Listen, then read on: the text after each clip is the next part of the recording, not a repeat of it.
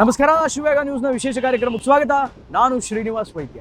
ಸೈಬರಲ್ಲಿ ಮೋಸ ಹೋಗುವಂಥವರ ಸಂಖ್ಯೆ ಭಾರತದಲ್ಲಿ ದಿನದಿಂದ ದಿನಕ್ಕೆ ಅದು ಜಾಸ್ತಿ ಆಗ್ತಾನೇ ಇದೆ ವಿನಃ ಕಡಿಮೆ ಅಂತೂ ಆಗ್ತಾ ಇಲ್ಲ. ನೀವೆಲ್ಲ ಅಂದ್ಕೊಂಡಿರ್ತೀರಿ ನನ್ನ ವಾಟ್ಸಪ್ ಬಹಳ ಸೇಫ್ ಆಗಿದೆ, ನನ್ನ ಇನ್ಸ್ಟಾಗ್ರಾಮ್ ID ಬಹಳ ಸೇಫ್ ಆಗಿದೆ, ನನ್ನ ಫೇಸ್ಬುಕ್ ಅಕೌಂಟು, ಮೆಸೆಂಜರು, ಒಟ್ಟಾರೆಯಾಗಿ ನನ್ನ ಸೋಷಿಯಲ್ ಮೀಡಿಯಾ ನಾನು ಪಾಸ್ವರ್ಡ್ ಇಟ್ಕೊಂಡು ಭಾಳ ಸೇಫಾಗಿ ಇಟ್ಕೊಂಡಿದ್ದೀನಿ ಅಂತ ನೀವು ಅಂದ್ಕೊಂಡಿದ್ದೀರಿ. ಆದರೆ ಹ್ಯಾಕ್ ಮಾಡುವಂತಹ ಕಳ್ಳರು ಹೆಂಗಾದರೂ ನಿಮ್ಮ ಅಕೌಂಟ್ಗಳನ್ನು ಹ್ಯಾಕ್ ಮಾಡೇ ಮಾಡ್ತಾರೆ.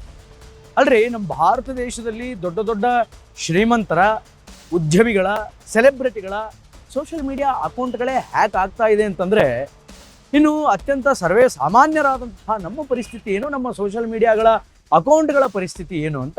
ಹೌದು, ನಮ್ಮ ಭಾರತ ದೇಶದಲ್ಲಿ ಈಗ ವಾಟ್ಸಪ್ DPಯ ಒಂದು ಸ್ಕ್ಯಾಮ್ ಅನ್ನುವಂಥದ್ದೇನಿದೆ, ಒಂದು ಹ್ಯಾಕಿಂಗ್ ಸ್ಕ್ಯಾಮ್ ಅನ್ನುವಂಥದ್ದೇನಿದೆ, ಇದು ಬಹಳ ವಿಪರೀತವಾಗಿ ತೀವ್ರವಾಗಿ ನಡೆದುಕೊಂಡು ಬರ್ತಾ ಇದೆ. ನಿಮ್ಮದೇ ವಾಟ್ಸಪ್ಪನ್ನು ನಿಮಗೆ ಗೊತ್ತಿಲ್ಲದ ರೀತಿಯಲ್ಲಿ ಮತ್ತೊಂದು ಅಕೌಂಟನ್ನು ಓಪನ್ ಮಾಡಿ, ಮತ್ತೊಂದು ಖಾತೆಯನ್ನು ತೆರೆದು, ನೀವು ವಾಟ್ಸಪ್ಪಲ್ಲಿ ಏನು DP ಇಟ್ಟಿರ್ತೀರಿ ಅದೇ DPಯನ್ನು ಮತ್ತೊಂದು ಫೇಕ್ ಅಕೌಂಟ್ ಏನು ಮಾಡಿರ್ತಾರಲ್ಲ ವಾಟ್ಸಪ್, ಆ ವಾಟ್ಸಪ್ಪಿನ DPಯನ್ನಾಗಿ ಮಾಡಿಕೊಂಡು ನಿಮ್ಮ ವಾಟ್ಸಪ್ ಕಾಂಟ್ಯಾಕ್ಟ್ಗಳಲ್ಲಿರುವಂತಹ ವ್ಯಕ್ತಿಗಳಿಗೆ ಮೆಸೇಜ್ ಮಾಡ್ತಾರೆ, ಇಲ್ಲ ಸಲ್ಲದ ಮೆಸೇಜ್ಗಳನ್ನು ಕಳಿಸ್ತಾರೆ, ಹಣಕ್ಕಾಗಿ ಡಿಮ್ಯಾಂಡ್ ಮಾಡ್ತಾರೆ, ಹಣವನ್ನು ಕೇಳ್ತಾರೆ. ಈ ತರಹದ ವಾಟ್ಸಪ್ DP ಸ್ಕ್ಯಾಮ್ ಅನ್ನುವಂಥದ್ದು ನಮ್ಮ ದೇಶದಲ್ಲಿ ನಡ್ಕೊಂಡು ಬರ್ತಾ ಇದೆ. ಇತ್ತೀಚೆಗಷ್ಟೇ ಈ ತರಹದ ಒಂದು ಸ್ಕ್ಯಾಮ್ಗೆ ಬಲಿಪಶುವಾದಂತಹ ನಮ್ಮ ರಾಜ್ಯದ ಒಬ್ಬ ರಾಜ್ಯಸಭಾ ಸದಸ್ಯರ ಕಥೆಯನ್ನು ಹೇಳ್ತೀವಿ. ನಮ್ಮ ದೇಶದಲ್ಲಿ ಒಬ್ಬರು ಮಾಜಿ ಪ್ರಧಾನಿಗಳಿದ್ರು, IK ಗುಜರಾಲ್ ಅಂತ. ಅವರ ಮಗ ನರೇಶ್ ಗುಜರಾಲ್ ಅಂತ ರೈಟ್ ನಾವು ಪ್ರೆಸೆಂಟ್ ಈಗ ಅವರು ಭಾರತದ ರಾಜ್ಯಸಭಾ ಸದಸ್ಯರಾಗಿ ಕಾರ್ಯವನ್ನು ನಿರ್ವಹಿಸ್ತಾ ಇದ್ದಾರೆ. ನರೇಶ್ ಗುಜರಾಲ್ ರವರು ವಾಟ್ಸಪ್ಪನ್ನು ಏನು ಯೂಸ್ ಮಾಡ್ತಾ ಇದ್ರಲ್ಲ ಅದೇ ನಂಬರ್ಗೆ ಹೋಲುವಂತಹ ಒಂದು ನಂಬರನ್ನು ಪಡೆದುಕೊಂಡು ಈ ಹ್ಯಾಕ್ ಮಾಡಿದಂತಹ ಕಳ್ಳರೇನಿದ್ದಾರೆ, ಈ ಹ್ಯಾಕರ್ಸ್ ಏನಿದ್ದಾರೆ, ಆ ನಂಬರನ್ನು ಪಡೆದುಕೊಂಡು ಒಂದು ವಾಟ್ಸಪ್ ಖಾತೆಯನ್ನು ಸೃಷ್ಟಿ ಮಾಡ್ತಾರೆ. ವಾಟ್ಸಪ್ ಖಾತೆಯನ್ನು ಸೃಷ್ಟಿ ಮಾಡಿ ನರೇಶ್ ಅವರು ಏನು DPಯನ್ನು ಇಟ್ಕೊಂಡಿದ್ರು ಅದೇ DPಯನ್ನು ಕೂಡ ಅಲ್ಲಿ ಫಿಕ್ಸ್ ಮಾಡ್ತಾರೆ. ಫಿಕ್ಸ್ ಮಾಡಿದ ನಂತರ ಅವ್ರದ್ದೊಂದಿಷ್ಟು ಕಂಪ್ನಿಗಳು, ಅವ್ರದ್ದೇ ಆದಂತಹ ಒಂದಿಷ್ಟು ಬೇರೆ ಬಿಸ್ನೆಸ್ಗಳಿರ್ತಾವಲ್ಲ, ಅದಕ್ಕೆ ಸಂಬಂಧಪಟ್ಟ ಉದ್ಯಮಿ ಒಬ್ಬರಿಗೆ ಈ ಹ್ಯಾಕರ್ಸ್ಗಳು ಮೆಸೇಜ್ ಮಾಡ್ತಾರೆ.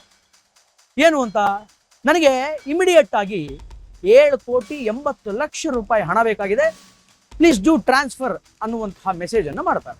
ಅಯ್ಯೋ, ನಮ್ಮ ಬಾಸ್ ಮೆಸೇಜ್ ಮಾಡಿದ್ರಲ್ಲ ಅಂತ ಹೇಳಿಬಿಟ್ಟು ಆ ಕಡೆ ಆ ಉದ್ಯಮಿ ಏನು ಮಾಡ್ತಾನೆ ಅಂತಂದರೆ, ಬಾಸ್ ಕೇಳಿದ್ರಲ್ಲ, ಬಾಸಿನ ದುಡ್ಡು ಬಾಸಿಗೆ ಕೊಡಬೇಕಲ್ವಾ ಅನ್ನುವಂತಹ ಉದಾರ ಮನೋಭಾವದಿಂದ ಬಾಸ್ ಕೇಳಿದ್ರು ಅಂತ ಹೇಳಿ 7,80,00,000 ಹಣವನ್ನು ಆ ಹ್ಯಾಕರ್ಸ್ಗಳು ಏನು ಮೆಸೇಜ್ ಮಾಡಿದ್ರಲ್ಲ ಅಕೌಂಟ್ ನಂಬರ್, ಆ ಅಕೌಂಟ್ ನಂಬರ್ಗೆ ಟ್ರಾನ್ಸ್ಫರ್ ಮಾಡ್ತಾರೆ.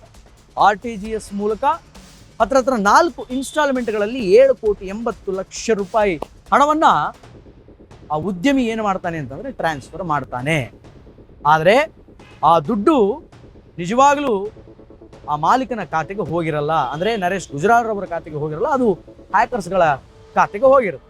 ಅವ್ರು ಯಾವುದೋ ಒಂದು ಅಕೌಂಟ್ ನಂಬರ್ ಕೊಟ್ಟಿರ್ತಾರೆ, ಬಾಸೇ ಮೆಸೇಜ್ ಮಾಡಿದ್ದಾರೆ ಅಂದ್ಕೊಂಡು ಪಾಪ ಇವನು ಕೂಡ ದುಡ್ಡನ್ನು ಟ್ರಾನ್ಸ್ಫರ್ ಮಾಡ್ತಾರೆ. ಅದೇನಾಯ್ತು ಏನೋ ಗೊತ್ತಿಲ್ಲ, ಅದೃಷ್ಟವಶಾತ್ ವೆರಿ ಇಮಿಡಿಯೇಟ್ಲಿ ಅವ್ರು ಯಾವುದೋ ತಮ್ಮ ಅಕೌಂಟ್ಸ್ಗಳನ್ನು ಚೆಕ್ ಮಾಡ್ತಿರ್ತಾರೆ ನರೇಶ್ ಗುಜರಾಲ್. ಆಗ ಟ್ಯಾಲಿ ಮಾಡಿ ನೋಡಿದಾಗ ಎಲ್ಲೋ 7,80,00,000 ಹತ್ರ 7 ಕೋಟಿ ರೂಪಾಯಿ ದುಡ್ಡು ಎಲ್ಲ ಮಿಸ್ ಆಗಿದೆ ಅನ್ನುವಂಥ ಒಂದು ಸೈನ್ ಅವ್ರಿಗೆ ಗೊತ್ತಾಗುತ್ತೆ. ಆಗ ಇಮಿಡಿಯೇಟ್ಲಿ ಎಂಕ್ವೈರಿ ಮಾಡಿ ನೋಡಿದಾಗ 7,80,00,000 ದುಡ್ಡು ಇವ್ರ ಖಾತೆಯಿಂದ ಕಟ್ಟಾಗಿರುತ್ತೆ. ಆಗ ಎಚ್ಚರಿತಗೊಂಡಂತಹ ನರೇಶ್ ಗುಜರಾಲ್ ಇಮಿಡಿಯೇಟ್ಲಿ ಪೊಲೀಸರಿಗೆ, ಸೈಬರ್ ಪೊಲೀಸರ ಮೊರೆಯನ್ನು ಹೋಗ್ತಾರೆ. ಸೈಬರ್ ಪೊಲೀಸರು ಬ್ಯಾಂಕ್ ಸರ್ವರಿನ ಮೂಲಕ 4 ಕೋಟಿ ರೂಪಾಯಿ ಹಣವನ್ನು ಫ್ರೀಸ್ ಮಾಡ್ತಾರೆ. ಅಂದರೆ ಔಟ್ ಆಫ್ 7,80,00,000 ಪೈಕಿ 4 ಕೋಟಿ ರೂಪಾಯಿ ಫ್ರೀಸ್ ಆದರೆ 3,80,00,000 ದುಡ್ಡು ಈ ಕಳ್ಳರ ಖಾತೆಗೆ ಹೋಗುತ್ತೆ. ಇದು ಸದ್ಯದ ದೇಶದ ಸೈಬರ್ನ ಪರಿಸ್ಥಿತಿ. ಅಂದರೆ ನಾನು ಆಗಲೇ ಹೇಳಿದೆ, ಹ್ಯಾಕ್ ಮಾಡುವಂಥವರು ಯಾವುದೇ ರೀತಿಯ ತಂತ್ರಜ್ಞಾನವನ್ನು ಬಳಸಿ, ಟೆಕ್ನಾಲಜಿಯನ್ನು ಬಳಸಿ ಹ್ಯಾಕ್ ಮಾಡಬೇಕು ಅನ್ನುವಂಥ ಮನಸ್ಥಿತಿಯನ್ನು ಇಟ್ಕೊಂಡು ಹ್ಯಾಕ್ ಮಾಡೇ ಮಾಡ್ತಾರೆ. ರಾಜ್ಯಸಭಾ ಸದಸ್ಯರ ಪರಿಸ್ಥಿತಿ ಇದು. ಇನ್ನು ನಿಮ್ಮ ಕತೆ ಏನಾಗಬೇಡ ಹೇಳಿ. ಆದ್ದರಿಂದ ಪ್ಲೀಸ್ ಬಿವೇರ್. ಯಾರಾದರೂ ಹಣವನ್ನು ಕೊಡಿ ಅಂತ ಕೇಳಿದಾಗ ಒಂದು ಸಲ ಕ್ರಾಸ್ ಚೆಕ್ ಮಾಡ್ಕೊಳ್ಳಿ, ಕಾಲ್ ಮಾಡಿ, ಮಾತಾಡಿ. ಅದಾದ ಮೇಲೆ ಅದು ಅವರೇ ಅಂತ ಖಾತ್ರಿ ಆದ ಮೇಲೆ ಹ್ಯೂಜ್ ಅಮೌಂಟ್ ಆಫ್ ದುಡ್ಡನ್ನು ಟ್ರಾನ್ಸ್ಫರ್ ಮಾಡಿ, ಟ್ರಾನ್ಸಾಕ್ಷನ್ ಮಾಡಿ. ಈ ತರಹದ ಒಂದು ಮೋಸ ವಂಚನೆ ನಿರಂತರವಾಗಿ ದೇಶದಲ್ಲಿ ನಡೀತಾ ಇದೆ. ಆದ್ದರಿಂದ ಸ್ವಲ್ಪ ಎಚ್ಚರವಾಗಿರಿ. ನಿಮ್ಮ ವಾಟ್ಸಪ್ ನಿಮಗೆ ಗೊತ್ತಿಲ್ಲದೆ ಮತ್ತೊಬ್ಬರ ಕೈ ಸೇರೋದಕ್ಕೆ ಬಿಡಬೇಡಿ. So please beware. ಒಟ್ಟಾರೆಯಾಗಿ ಇದು ಈ ಹೊತ್ತಿನ ವಿಶೇಷ. ನಿರಂತರ ಸುದ್ದಿಗಾಗಿ ನೋಡ್ತಾ ಇರಿ ಅಶ್ವವೇಗ ನ್ಯೂಸ್. ಇದು ಸತ್ಯಾನ್ವೇಷಣೆ.